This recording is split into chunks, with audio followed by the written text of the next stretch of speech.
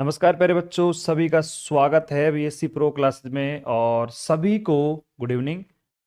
उम्मीद करता हूं कि सभी को पता है कि अपनी क्लासेस हैं। अब सेकेंड ईयर की जो डिफरेंशियल इक्वेशन की जो है वो क्लासेस फिक्स हो चुकी हैं। सुबह मॉर्निंग में तो किसकी होती है? आपकी रियल वाली, जो कि आज ही स्टार्ट हुआ है पेपर आपका। मॉर्निंग में 8 से 9, और शाम को जो आपका डिफरेंशियल का पेपर है वो 6 से 7 आपका लाइव होता है। इस टाइम पे कनेक्ट आप हो जाया करो अगर आपको लाइव क्लास लेनी है तो। ठीक है, नोटिफिकेशन आपके पास पहुंच जाता है, या फिर आप एप्लीकेशन पर ही बैठा है, मतलब वहीं पे रहो करो आप, और चेक कर लिया करो कि हाँ भाई नोटिफिकेशन आया है नहीं आया है, क्लास आ गई है, तुरंत ज्वाइन कर लो अगर आपको लेनी है तो। नहीं लेनी तो बाद में रिकॉर्डेड तो आपके पास में है ही। तो प्यारे बच्चों, हम धीरे धीरे आगे बढ़ रहे हैं, और कहते हैं कि धीरे धीरे रेमना धीरे सब कुछ होय, माली सींचे सोगड़ा रे तू आए फल होय। तो हम धीरे धीरे आगे बढ़ रहे हैं, अपने कदम आगे बढ़ा रहे हैं। यूनिट नंबर सेकंड के समापन की ओर हम चल रहे हैं। थोड़ा बहुत आप अगर फोकस करो तो यूनिट नंबर जो फर्स्ट और सेकंड है, दोनों हम पढ़ेंगे कंप्लीट 100%। दोनों का कंप्लीट पोर्शन पढ़ रहे हैं अपन, एक एक सवाल, एक एक कंसेप्ट सब टच कर रहे हैं। तो टाइम लगेगा। बाकी थर्ड, फोर्थ और फिफ्थ जो यूनिट है ना, उनमें अपना ज़्यादा टाइम नहीं लगेगा, ये मैं आपको पहले बता दूं। ठीक है, तो प्यारे बच्चों अब यहाँ पे अपन आगे चलते हैं। और लास्ट लेक्चर में जो हमने कॉन्सेप्ट आपको सिखाया था उसको थोड़ा सा मैं आपको रिवाइज करवाने की कोशिश करूंगा। प्यारे बच्चों, हम पढ़ रहे हैं, हमारे पास unit number second. Last lecture में जो आपको मैंने पी आई के बारे में बताया था, प्यारे बच्चों फॉर्मूला क्या होता है? 1 में एफ ऑफ डी मल्टीप्लाई में क्यू एक्स। तो इस बार हमने जो क्यू एक्स की बात करी थी ना, वो क्यू एक्स हो गया आपका एक्स की पावर एम। अब एक्स की पावर 2 हो, 3 हो, 5 हो, वो पता नहीं हमें। 0 1 2 3 कुछ भी हो सकता है। तो यहां पे हमने क्या देखा था कि इस फॉर्मूले के अंदर जैसे मान लीजिए कि हमारे पास 1 में डी की पावर माइनस का ए की पावर हमारे पास क्या है? एन। मल्टीप्लाई में आपका कोई भी, जैसे कि मान लीजिए कि हमारे पास क्या है? एक्स की पावर 1 है। तो जो आपका नीचे कांस्टेंट वैल्यू है, इस कांस्टेंट वैल्यू को आपको नेगेटिव साइन के साथ में बाहर निकालना है। बाहर निकाल दिया आपने, जैसे कि यहाँ पे आपने निकाल दिया इसको बाहर, माइनस ए की पावर एन, और यहाँ पे आ जाएगा हमारे पास 1 माइनस का डी अपॉन ए की पावर एन। फिर आप इसको ऊपर ले जाओगे, ऊपर ले जाकर 1 माइनस का एक्स की पावर माइनस का 1, या फिर आप कह सकते हो जो भी आपका फॉर्मूला सुटेबल होता है वहां पे उसको अप्लाई कर दो, उसका एक्सपेंशन कर दो, और जहां तक डेरिवेटिव पॉसिबल हो पाता है वहां तक आप डेरिवेटिव कर दो। ये इसका तरीका था, पैटर्न था। ठीक है, आज हम इस वाले पैटर्न को कंप्लीट समझेंगे, जितने में सवाल हैं कंप्लीट इसका कर लेंगे। तो फिर हमारे पास पहला ई की पावर एक्स वाला, दूसरा मैं बताऊं आपको कोस एक्स साइन एक्स, और तीसरा हो जाएगा आपका एक्स की पावर एम। ये तीन आपके मेथड कंप्लीट हो जाएंगे। फिर कल के लेक्चर में हम एक और नए मेथड को इंट्रोड्यूस करवाएंगे, लेकिन आज के लेक्चर में कंप्लीट हम इसी के ऊपर बात करने वाले हैं। ठीक है भैया, किसी को कोई समस्या नहीं है, कोई कमेंट है तो आप मुझे अभी के अभी बता सकते हो तुरंत। चलो भाई, कोई कमेंट नहीं है आपका, मैं देख पा रहा हूं यहाँ पे। चलो चलो, अच्छी बात है। अब चलते हैं अपन आगे थोड़ा सा। अब मेरी बात को ध्यान से सुनना भैया। ये सारी बातें आपको याद हैं, और याद हैं तो हम यहाँ पर अब खेल कर सकते हैं आराम से। देखो, ये सवाल आपके सामने दिया हुआ है, तो मैं यहाँ पे क्वेश्चन को नोट डाउन करता हूँ। क्वेश्चन क्या कह रहा है कि डी स्क्वायर प्लस में 1 मल्टीप्लाई में y इज इक्वल टू ई की पावर माइनस का x, प्लस में मेरे पास में क्या है? कोस x, और प्लस x की पावर मेरे पास 3। ये आपका क्या है? फंक्शन दिया हुआ है। मेरे प्यारे लाडले बच्चों, यहां पर हम केवल पी आई के लिए काम करेंगे, पर्टिकुलर इंटीग्रल विशिष्ट समाकलन के लिए। तो यहां पर पी आई क्या होता है भैया? जो हमारे पास में क्यू एक्स की जो वैल्यू है वही आपका पी आई देगा। तो क्यू एक्स देखो ई की पावर माइनस का एक्स है, ये अपन आराम से कर सकते हैं। कोस एक्स मेरे पास में है, ये अपन आराम से कर सकते हैं। और तीसरा जो हमारे पास में एक्स की पावर 3, इसको हम सीखेंगे, क्योंकि इन दोनों पैटर्न के सवाल हमने निपटा लिए हैं कंप्लीट पूरे पूरे। इसमें क्या करते हैं, ये हमारे पास जो x के गुणांक में है उसको d की जगह शिफ्ट कर देते हैं। यहां पर आप देखो x के मल्टीप्लाई में क्या है, हमारे पास 1 है, तो 1 काम करेगा आपका माइनस का a स्क्वायर, मतलब माइनस का 1 का स्क्वायर। क्या कह रहा हूं सब आपको समझ में आ रहा होगा अगर आपने इनके मेथड सीख लिए हैं तो। ठीक है, इस क्वेश्चन में बात करेंगे x की पावर 3 की। पूरा जो काम होगा x की पावर 3 के लिए होगा, बाकी तो हम सीख चुके हैं पहले। आओ भैया सारे बच्चे सीखते हैं फटाफट से। y बराबर सी एफ प्लस में पी आई।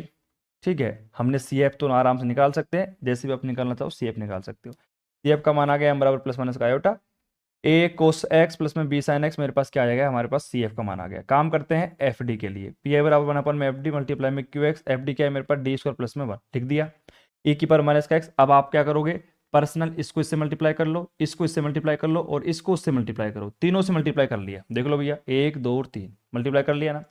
अब देखो e की पावर x वाला ये सब कुछ हम पहले सीख चुके हैं। ठीक है, और यहां पे बात करते हैं तो यहां पे अपन को शिफ्ट क्या करना पड़ेगा। देखो यहां पर अगर मैं बात करते हैं e की पावर माइनस एक्स, तो यहाँ पे सिंपल आप वैल्यू को पुट कर दोगे। उसके बाद में d टेंस टू ए जो बता रखा है आपको। साइन ए एक्स और कोस एक्स में क्या करते हैं अपन, डी स्क्वायर को रिप्लेस करते हैं माइनस का ए स्क्वायर से। यहाँ पे ए का मान कितना है, माइनस का 1, शिफ्ट कर दो यहाँ पे। उसके बाद थोड़ा आगे चलेंगे तो यहाँ पे 1 अपॉन में डी स्क्वायर प्लस में 1 है, डॉट में एक्स की पावर 3 है।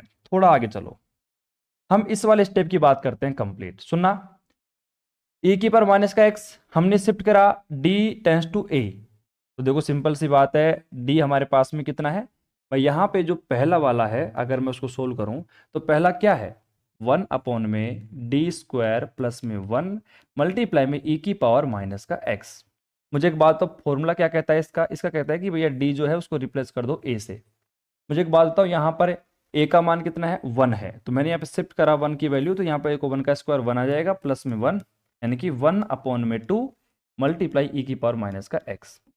तो मेरे पास यही आंसर आ गया ना आंसर। अब उसके बाद जो सेकंड कंडीशन है भैया, सेकंड फॉर्मूला है, उसके अंदर आप ध्यान से देखो सेकंड क्या है। सेकंड है 1 अपॉन में डी स्क्वायर प्लस में 1 मल्टीप्लाई में कोस ए एक्स। आपको पता है यहां पर मुझे डी स्क्वायर को रिप्लेस करना होता है माइनस का ए स्क्वायर से। यहां पर ए की वैल्यू कितनी है भैया, डी स्क्वायर टेंस टू, यहाँ पे देखो ए नहीं दिया हुआ है, यहाँ पे मैं आपको बता दूं, यहाँ पे ओनली कोस एक्स दिया हुआ है। अब कोस एक्स दिया हुआ है तो यार साफ सी बात है, मेरे पास ए का जो मान होगा 1 होगा, 1 का स्क्वायर। यहाँ पे आप रिप्लेस करोगे तो साफ सी बात है कि यार 1 अपॉन में माइनस का 1 प्लस का 1 जीरो बन गया। जैसे ही जीरो बनता है मैंने जोर से पुकारा आजा, किसको बुला रहा हूं मैं, एक्स अपॉन में 2 ए और साइन ए एक्स वाला फॉर्मूला। क्योंकि जब भी हमारे पास कोस में जीरो बनेगा तो हमने फॉर्मूले करवाए थे 4, उन फॉर्मूले में से मैं एक फॉर्मूले को चिल्लाकर बुला लूंगा। तो हमारे पास जहां पे जीरो बन गया एक्स अपॉन में 2, ए का मान 1 था तो 2 मल्टीप्लाई में 1 साइन ए एक्स। 2 का काम कंप्लीट हुआ। अब काम करते हैं तीसरे के लिए, अब काम करते हैं तीसरे के लिए। हमारे पास तीसरा फंक्शन क्या है भैया, तीसरा फंक्शन मेरे पास में था तो मैं उसको ऊपर ले गया, क्योंकि उसका प्रॉपर्टी यही कहता है कि भैया ऊपर ले जाओ इसको। ठीक है, तो यहाँ पे 1 प्लस में डी स्क्वायर की पावर माइनस का 1 मल्टीप्लाई में एक्स की पावर टी। ठीक है ना। अब कई बच्चे क्या कह रहे हैं कि गुरुजी आपने यहाँ पे जो कांस्टेंट की मैक्सिमम पावर को बाहर क्यों नहीं लिया। अरे यार मैक्सिमम पावर यहाँ पे देखो, कांस्टेंट क्या है 1, अब 1 को बाहर लो चाहे मत लो वो तो वैसे ही बाहर है। भाई एक बात बताओ, जैसे मान लीजिए कि यहाँ पे ये लिखा हुआ है x प्लस का 1, अगर मैं यहाँ पे x बाहर कॉमन लूँ तो x यहाँ पे 1 तो पहले ही बैठा हुआ है। अगर x प्लस 1 में अगर मैं बात करूँ तो किसी भी संख्या के मल्टीप्लाई में 1 को आप अगर लगा दोगे तो क्या फर्क पड़ेगा, कोई फर्क नहीं पड़ेगा। इसका मतलब 1 को बाहर लेने से कोई भी प्रभाव नहीं पड़ेगा, तो हम उसको सिंपल से पावर को ऊपर ले जाएंगे। पावर को ऊपर ले गए, फिर हमारे पास फॉर्मूला होता है उसको अप्लाई कर देंगे। फॉर्मूला देखो 1 माइनस एक्स की पावर माइनस का 1, 1 माइनस का एक्स। कल मैंने सिखाया था कि भाई किस प्रकार फॉर्मूले को याद करना है। उसके बाद यहाँ पे फॉर्मूला आपने अप्लाई कर दिया, 1 माइनस का डी स्क्वायर प्लस का डी की पावर 4 और एक्स की पावर 3। एक्स की पावर 3 को आप अंदर मल्टीप्लाई कर लो। अब देखो साफ सी बात है, फॉर्मूला क्या है मेरे पास, देखो फॉर्मूले के अंदर वैल्यू बनी 1 माइनस का डी स्क्वायर, ठीक है, प्लस में डी की पावर 4, यही तो है ना, डी की पावर 4 है और डॉट डॉट डॉट मेरे पास में है, तो यहां पर यही फॉर्मूला बन रहा है। बाहर मल्टीप्लाई क्या है, एक्स की पावर 3, जैसे मैंने अंदर मल्टीप्लाई करा, देखो x की पावर 3 आ गया माइनस का डी स्क्वायर एक्स की पावर 3 प्लस में डी की पावर 4 एक्स की पावर 3। अब आगे मैं मल्टीप्लाई नहीं करूंगा, क्यों? क्योंकि आपको पता है जैसे मैं यहाँ पे डेरिवेटिव करूंगा, भाई यहाँ पे इसका 2 बार डेरिवेटिव करा, एक बार डेरिवेटिव करा तो कितना आ गया हमारे पास 3x, ठीक है। फिर उसके बाद में 2 बार 3x² आ जाएगा, फिर दोबारा डेरिवेटिव करेंगे तो 6x मेरे पास आ जाएगा, काम खत्म। यहां पे आप डेरिवेटिव करो, 4 बार डेरिवेटिव करना पड़ेगा, एक बार किया 3x², 2 बार किया 6x, तीसरी बार करा तो कितना आ गया मेरे पास 6, और चौथी बार डेरिवेटिव करा क्या आ गया 0। तो यहां इस टर्म के साथ में आपकी वैल्यू 0 बन गई है, तो आगे मल्टीप्लाई करने से कोई मतलब नहीं है। कई बच्चे कहेंगे ना कि गुरुजी डी की पावर 5 मल्टीप्लाई एक्स की पावर 3 भी करो, करने की आवश्यकता नहीं है, क्योंकि डी की पावर 4 के साथ में वैल्यू 0 बन गई है। बस देख लो आप वहां पे। तो यहाँ पे हमारे पास देखो एक्स की पावर 3 ऐसे कैसे, यहाँ पे डेरिवेटिव करोगे तो माइनस का 6x और इसकी वैल्यू आपकी 0 बन गई। कैसे बनी है वो मैंने आपको बता दिया है, बात क्लियर? तो अब यहाँ पे ये आपका आंसर आ गया, पी बराबर देखो। तो पूरे सवाल में अगर मैं बात करूं सीखने वाली बात, तो सीखने वाली बात क्या थी इसके अंदर? सीखने वाली बात कुछ भी नहीं है। एक्स की पावर अगर m होगी तो भैया नीचे से मैक्सिमम पावर को बाहर निकाल लेंगे, अगर अंदर 1 है तो लेने से कोई मतलब नहीं है, पावर को ऊपर ले जाओ, पावर को एक्सपेंड कर दो, फिर आपके जो भी x हो चाहे y हो z हो, अंदर आप मल्टीप्लाई करोगे, डेरिवेटिव की पावर के बराबर अगर वैल्यू हो तो वहां तक डेरिवेटिव कर देंगे, डेरिवेटिव की पावर ज़्यादा है और फंक्शन की वैल्यू कम है, जैसे मान लीजिए यहाँ पे हमारे पास डी की पावर 4 था, एक्स की पावर 3 है, तो यहाँ पे डेफिनेटली है कि मान 0 ही आएगा, इसके आगे आपको जाने की जरूरत ही नहीं है। लेकिन जहां तक मामला बढ़ता जाए वहां तक करते जाओ। जैसे सपोज करो यहाँ पे एक्स की पावर 6 होती तो फिर आगे आपको करना पड़ता डी की पावर 5 डी की पावर 6 तक आपको काम करना पड़ता, लेकिन यहाँ पे एक्स की पावर 3 ही है, बस काम खत्म। तो सवाल मेरे हिसाब से समझ में आ गया होगा तीनों। ये सवाल इंपॉर्टेंट है, क्यों है? इस अकेले सवाल ने आपको मेथड फर्स्ट सिखा दिया, मेथड सेकंड भी सिखा दिया और मेथड थर्ड भी सिखा दिया। तीनों मेथड एक ही सवाल के अंदर मिक्स हो रहे हैं, आप देख सकते हो। क्योंकि देखो डिफरेंशियल इक्वेशन खास बात यही है कि आपने जितने भी मेथड सीखे, पहला मेथड सीखा फिर दूसरा सीखा, फिर दूसरे में हमने क्या करा, पहले और दूसरे के मिक्स सवाल करे थे, 3-4 सवाल करे, उसके बाद थर्ड मेथड को सीखा, कल हमने सिखा दिया था आपको, आज हमने तीनों का एक मिक्स सवाल सीख लिया। इससे हुआ क्या कि आपने तीनों मेथडों को एक साथ मिक्स कर दिया ताकि आपको सवाल में कोई दिक्कत ना हो, ये पीछे के जो मेथड हैं वो भी आपके रिवाइज होते रहें, वो आपको दिक्कत कहीं में ना करें, ये वाली बात है, ठीक है। बाकी मेरे हिसाब से कोई भी प्रॉब्लम नहीं है।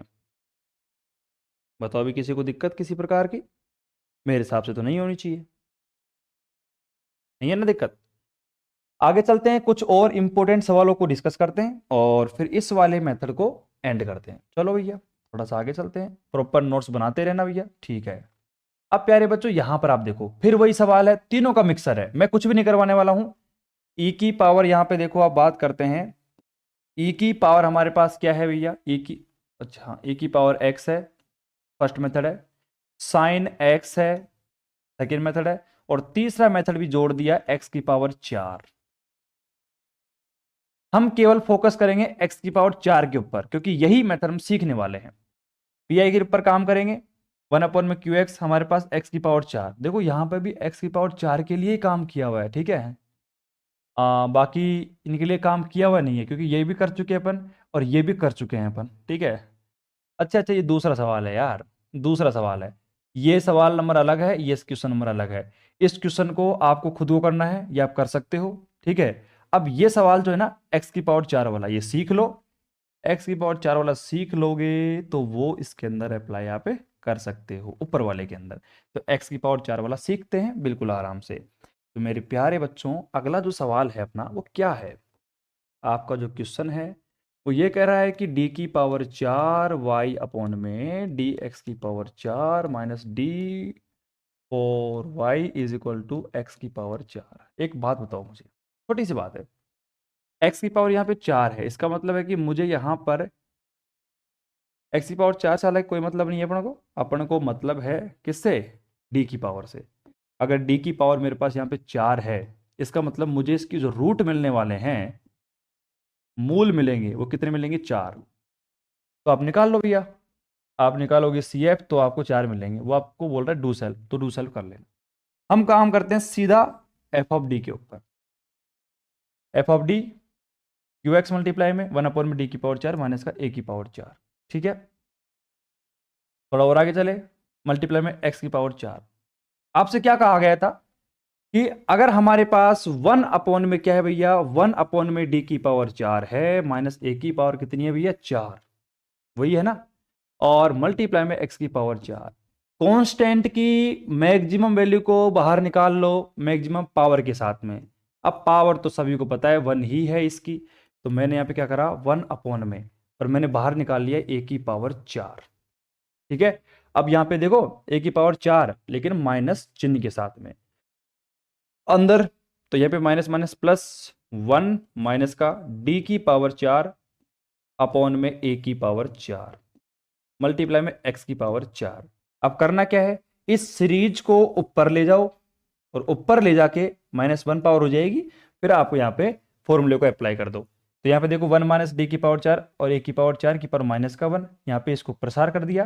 प्रसार करने के बाद आगे क्या करना भैया, थोड़ा सा काम, देखो प्रसार कर दिया, यहाँ पे एक्स की पावर 4 मल्टीप्लाई में थी, तो एक्स की पावर 4 को अंदर लेके आ जाओ। ठीक है, यहाँ पे देखो डी की पावर 4 डी की पावर 8। आपको पता है कि गुरुजी एक ही स्टेप करना है, क्योंकि देखो डी की पावर 4 एक्स की पावर 4 दोनों पावर सेम आ गई, आपका कांस्टेंट बच जाएगा।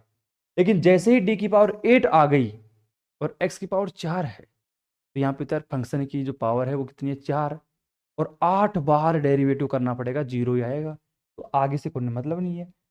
यहाँ पे इसको सोल्व करोगे, एक्स की पावर 4 ऐसे कैसे, यहाँ पे डी की पावर 4। अब देखो यहाँ पे एक बार डेरिवेटिव करोगे, सुनना मेरी बात बिल्कुल तरीके से, एक्स की पावर 4 है, एक बार डेरिवेटिव करा 4x की पावर 3, दोबारा करा 12x², 3 बार करा 24x, फिर हमारे पास 4 बार करेंगे तो केवल बचेगा 24। तो देखो 24 अपॉन में ए की पावर 4, ये आपका पीआई हो गया, आपका आंसर। आगे चलते हैं, क्वेश्चन नंबर 12 एक और। इसके अंदर आपका क्यूएक्स का जो मान है, ये तो सॉल्यूशन किसका है? ऊपर वाले का है, देखो इस वाले का है, ये जो 12 था ना, इसका सॉल्यूशन है, तो कर लेना भैया सॉल्यूशन आराम से, देखो देख लो इसको आराम से। ठीक है, करो, कोई दिक्कत नहीं है, आप आराम से कर लेना घर बैठ के, करा हुआ है ये तो। फिर यहाँ पे बात करते हैं 2 + 5x की, ये तो कचरा सवाल है, इनको करना ही क्या है, करते चलो बस, आंसर आ गया। फिर छोटा लेक्चर है, इसका मतलब ये नहीं है कि लेक्चर छोटा है, इतना देखो कंटेंट मैंने करवा दिया है। अब बच्चे क्या करेंगे, 100 में से 90% बच्चे क्या करेंगे, मैं नोट्स बच्चों को दे ही रहा हूँ, तो बच्चे क्या करेंगे, नोट्स बोला कौन बनाएगा नोट्स, सब दे तो रहे नोट्स, नोट्स बनाने की कोई आवश्यकता नहीं है, नोट्स बनाने पड़ेंगे आपको, बनाने पड़ेंगे, नहीं बनाओगे ना तो डिफरेंशियल इक्वेशन में आएगा 40 में से 0 नंबर, लिख के ले लो आप। आपको 40 में 0 लाने हैं तो नोट्स मत बनाओ, 40 में से 40 लाने हैं तो नोट्स बना लो। अब देख लो जिसको जो नंबर चाहिए अपने हिसाब से काम कर सकता है। बच्चे कहेंगे सर ऐसा क्या होगा, हम नोट्स नहीं बनाएंगे तो हम पढ़ तो रहे ना, कितनी भी कोशिश कर लो, कितना ही पढ़ लो आप, लेकिन फिर भी आपके 40 में 0 नंबर आएंगे। फिर बाद मत बोलना मेरे से कि सर नोट्स नहीं बनाए मैंने, अब मेरे 0 नंबर आए हैं। ठीक है, अरे भाई हम कह रहे हैं तो मान लो यार उस बात को, आपका फ़ायदा है उसके अंदर, हमारा कोई फ़ायदा नहीं है कि आप अगर नोट्स बना लोगे तो आप हमको फीस और ज़्यादा दोगे, हमारा कोई फ़ायदा नहीं है उसके अंदर, आपका फ़ायदा है। अब डिपेंड करता है वो आपके ऊपर। अब यहाँ पे ये 1 2 3 सवाल HW के हैं, आराम से करना, आंख बंद करके कर सकते हो, देखो ऐसे आंख बंद करके कर सकते हो, 2 3 फॉर्मूले याद होने चाहिए बस, कुछ भी नहीं है इनके अंदर। अंदर से फील कर पा रहे हो अगर तो मज़ा आ रहा होगा, नहीं तो बिल्कुल बोरिंग लग रहा होगा, साफ बोलता हूँ मैं। और फील कब आ रहा होगा, जब आप डेली प्रैक्टिस करते हो, सवालों को निकालते हो, तो आगे से आगे आपके माइंड में सॉल्यूशन आते रहते हैं। नहीं तो अब वही बात है, कल ली थी क्लास, उठा के देखी नहीं कॉपी, आज फिर ले ली क्लास, क्या समझ में आएगा, कल का तो पढ़ा ही नहीं आपने। अब कल जो मैं मेथड करवाया था उसके ऊपर आपने विचार किया हो, आपने सोचा हो कि यार ये डी की पावर 4 है, इसका डेरिवेटिव इतनी बार क्यों कर रहे हैं, क्यों नहीं कर रहे हैं, अगर सोचा होता तो करते ना आप। अब सोचा ही नहीं आपने तो क्या करोगे। मैं तो देखो हर एक लेक्चर में आपको पश्चाताप करवाने की एक मतलब टेक्निक दे रहा हूँ, हर बार बोलता हूँ मैं हर लेक्चर के अंदर, नहीं पढ़ोगे तो ये होगा, वो करोगे तो वो होगा, क्योंकि मुझे पता है नहीं पढ़ते आप। जब रिकॉर्डेड लेक्चर देखोगे तो कम से कम एक छोटी सी चिंगारी तो आपकी दिल में लगेगी, तो यार पढ़ लेते हैं, सर कह रहे हैं इतना और इतनी बातें बता रहे हैं, ये कोई मोटिवेशन नहीं है, ये रियलिटी है आपकी। अब आप देख लो कहाँ आप खड़े हो। ठीक है, अब बताओ कहाँ खड़े हो। जैसे ये आपका मान लीजिए कि पहाड़ है, पहाड़ का किनारा है और इधर खाई है, तो आप खड़े हो यहाँ पे, बिल्कुल किनारे पे खड़े हो, बस थोड़ी सी हवा आएगी और आपको नीचे गिरा देगी। बीएससी थर्ड ईयर की एग्जाम आएगी, सेकेंडरी की एग्जाम आएगी, अभी तो आप सेकेंडरी में हो ना, तो सेकेंडरी की एग्जाम आई, आपको खाई में गिरा देगी वो, क्योंकि आप लगे हुए हो भैया आराम से, मोबाइल में लगे हुए हो, मस्त बढ़िया खेल रहे हो, घूम रहे हो, पढ़ाई नहीं कर रहे। लेकिन दिन में 12 घंटे कम से कम आप घूम सकते हो ना, 12 घंटे का दिन तो कम से कम रहता ही रहता है हमारे पास। 12 घंटे में से 2 घंटे निकाल लो, 3 घंटे निकाल लो, बाकी घूम लो आराम से। घूमने के लिए कौन मना कर रहा है? ठीक है, घूमने के लिए कौन मना कर रहा है आपसे, बताओ एक बार। कोई मना नहीं कर रहा। और छोटी सी बात यह है कि एक रूल आपने सुना होगा, अगर पढ़ते रील्स देखते हैं, शॉर्ट्स वीडियो आप देखते होंगे, तो वॉरेन बफेट का एक रूल होता है अपना। वॉरेन बफेट नाम सुना होगा आपने। वॉरेन बफेट ने अपनी बुक लिखी है और उसने अपने बुक के अंदर एक लॉ दिया है, वॉरेन बफेट लॉ। ये क्या है? ये टाइम मैनेजमेंट को लेकर उन्होंने एक रूल दिया, और उन्होंने कितनी प्यारी बात कही है, अगर आप समझ लो ध्यान से तो मेरे हिसाब से आपका कल्याण हो सकता है। उन्होंने क्या कहा कि देखो, आप एक स्टूडेंट हो, ठीक है, आप परेशान क्यों रहते हो? क्योंकि आप पढ़ाई टाइम पर नहीं करते तो परेशान रहते हो। मतलब आपकी पहली प्रॉब्लम ये है कि आप पढ़ाई नहीं करते हो। सपोज करिए आज का दिन मान लीजिए, आज का दिन स्टार्ट हुआ लगभग 7 बजे, दिन आ जाता है बाहर, मतलब सूर्य देवता बाहर आ जाते हैं। 7 बजे से दिन को शुरुआत अपन कर ले मान लो, तो सुबह 7 से उठने के बाद रात को शाम तक 7 बज गए ना, तो रात 7 बजे तक का आपका एक टारगेट है। पूरे दिन भर आपने कहीं घूमे, मोबाइल चलाया, मूवी देखी, सब कुछ किया आपने, क्रिकेट खेला, सब कुछ किया, लेकिन एक काम नहीं करा आपने। वो काम क्या है? पढ़ाई। आपने पढ़ाई नहीं करी, और फिर शाम को फिर आपको पश्चाताप होगा, फिर आप रिग्रेट करोगे खुद के ऊपर कि यार आज भी नहीं पढ़े यार। फिर माथा खराब होता है आपका, दिमाग खराब, डिप्रेशन, फिर आप वापस मोबाइल चलाने लग जाते हो। फिर जो आपका डिप्रेशन जो है ना, तो आपका मोबाइल है वो दूर कर देता है, क्योंकि आपका जो डिस्ट्रैक्शन था ना, उसको उसने हटा दिया और वहाँ पे अपना इंटरेस्ट बना लिया आपने। अब वॉरेन बफेट क्या कहता है? वॉरेन बफेट ये कहता है कि आप अगर अपना दिन का सबसे कठिन काम, अब एक विद्यार्थी के लिए सबसे कठिन काम होता है पढ़ाई करना। आपके दिन की शुरुआत अगर 7 बजे होती है ना मेरी बात को, और सुबह 7 बजे उठकर आपने 2 घंटे 3 घंटे जो भी आपको पढ़ाई करनी है, जो आपको पढ़ना है, बस वो पढ़ लो आप। दिन की शुरुआत अपने कठिन कामों से करो। आप क्या सोचते हो कि यार ये काम कर लेते हैं, ये इजी है, ये पहले हो जाएगा, ये जल्दी हो जाएगा, तो उन छोटे छोटे कामों को करने के बाद आपको उतना सेटिस्फेक्शन नहीं मिलता यार, इतना काम आप पढ़ाई करके करोगे। एक दिन करके देखना, मॉर्निंग में उठना बढ़िया। और मॉर्निंग में मैं ऐसा नहीं कि 4 बजे उठो, 5 बजे उठो, आपकी दिन की शुरुआत कब होती है? 7 बजे होती है, 8 बजे होती है, जब भी होती है, तो उठते ही ब्रश व्रश किया, मुंह धोया, नहा ली तो और भी अच्छा है, उठते ही वही काम करो फ्रेश माइंड से, जो आपको करना चाहिए। आपको बीएससी की पढ़ाई करनी चाहिए, 2 घंटे 3 घंटे बीएससी की पढ़ाई करके बंद कर दो। सुबह 8 बजे उठ गए, 8 से 10 11 बजे तक बीएससी पढ़ ली, उसके बाद फ्री, पूरे दिन भर घूमो, कहीं भी जाओ, फिर आप इंटरेस्ट के साथ में घूमोगे और कोई दबाव आपके ऊपर नहीं रहेगा। तो वॉरेन बफेट यही कहता है कि सबसे पहले वो काम करिए जो आपको डिप्रेशन में डालते हैं, कठिनाइयों में डालते हैं। तो स्टूडेंट के लिए तो पढ़ना ही है, पढ़ने का काम आपने कर लिया, तो बाकी के जो काम है और भी रुचि से करोगे। खेलने जाओगे तो वहाँ पे भी रुचि से खेलोगे, क्योंकि आपको लग रहा है पढ़ लिया आज अपन। और पढ़ के आए हैं और ये रूटीन आपने 4-5 दिन भी अप्लाई कर लिया तो आप बिल्कुल खुश रहने लग जाओगे, डिप्रेशन में नहीं जाओगे, एकदम बढ़िया मस्त लाइफ हो जाएगी आपकी। लाइफ तो अभी मस्त चल रही है आपकी, लेकिन दिन में कहीं ना कहीं एक टाइम आपको याद जरूर आता है कि यार आज अपन वापस नहीं पढ़े। फिर सोचते हैं अरे पढ़ लेंगे यार, बहुत टाइम है बस। पर लेकिन सोचते जरूर हो आप, एक टाइम ऐसा आता है 1-2 सेकंड आपका, उस टाइम पे सोचते हो कि यार पढ़ लेते हैं यार। ठीक है, तो वॉरेन बफेट का ये लॉ अगर आप अप्लाई करना चाहते हो तो कर सकते हो, सिंपल सा रूल है, लेकिन काफ़ी ज़्यादा बदलाव कर सकता है आपके जीवन के अंदर, बहुत ही ज़्यादा। ठीक है, चलिए प्यारे बच्चों, मोटिवेशन हो गया काफ़ी। मोटिवेशन नहीं है, ये रियलिटी है। करोगे तो बहुत अच्छा फ़ायदा मिलेगा, वो आपको मिलेगा, मेरे को नहीं मिलेगा। ठीक है, अब अपना अगला सवाल आपके सामने बहुत ही शानदार सवाल दिया हुआ है। अब पी आई का जो मान है, मुझे एक बात बताओ क्या दिया हुआ है यहाँ पे। देखो 12 e⁻x आप कर सकते हो, 8 sin x आप कर सकते हो, और 2x आप कर सकते हो। तो करना क्या है, कुछ भी नहीं करना है इसके अंदर। मतलब कुल मिला के बात ये कि ये एक सवाल जो एग्जाम्पल नंबर 3 है, ये 3 सवालों से मिलकर बना हुआ है। ठीक है, तो आराम से इसका सॉल्यूशन देखना, करना है इसको, ये आपका हो जाएगा। ठीक है, और ये आपका लास्ट एक और एग्जाम्पल है। तो प्यारे बच्चों, अपने जो 3 मेथड थे ना वो कंप्लीट हो चुके हैं। e⁻x का, x⁻m का, cos ax का, sin ax का, तीनों कंप्लीट हैं।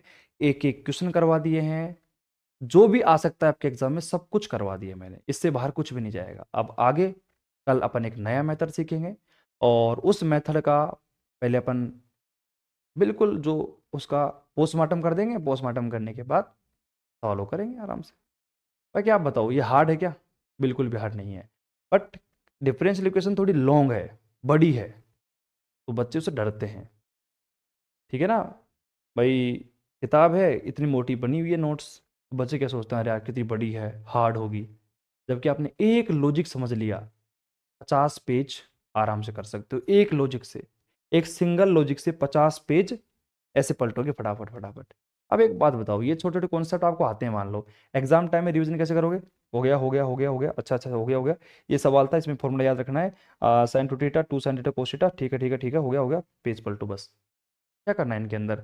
ऐसे थोड़ी है कि वो एक एक करने बैठोगे, ये कर दिया ये कर दिया, क्या करना है इनके अंदर? इतना दिमाग है आपके अंदर? प्रैक्टिस उन चीज़ों की करनी चाहिए, जैसे थ्योरम हो गई इनकी। रियल एनालिसिस को आपको कम से कम 2 से 3 बार निकालना पड़ेगा लिख लिख के, तब जाके एग्जाम में पासिंग मार्क्स आएंगे। क्योंकि डिफरेंशियल इक्वेशन है, एक बार लॉजिक समझ लो, जो सवाल नहीं आता उसकी प्रैक्टिस करो, जो आता है उसको मत करो, क्योंकि वो तो आप एग्जाम में वैसे भी कर सकते हो, कोई दिक्कत नहीं है। बात समझ में आ रही है ना? तो ये आपका पेपर हो गया, पेपर तो खैर क्या हो गया, ये आपका ये जो पीडीएफ है वो कंप्लीट हो चुकी है। अब कल नया मेथड सीखेंगे। आज के लिए इतना ही, और लगातार कंटिन्यूटी जो है उसको बनाए रखिए, और पढ़ाई को अब थोड़ा लगातार बना लीजिए, क्योंकि अब वो टाइम आ गया है जिस टाइम पे आपको थोड़ा लगातार मेहनत करना ज़रूरी है। नहीं करोगे तो आपके लिए बिल्कुल चिंता का विषय है भैया। ठीक है, तो फटाफट नोट कर लीजिएगा इसको। ठीक है, पीडीएफ में डाल दूंगा। चलो भाई, धन्यवाद, आज के लिए सिर्फ इतना ही।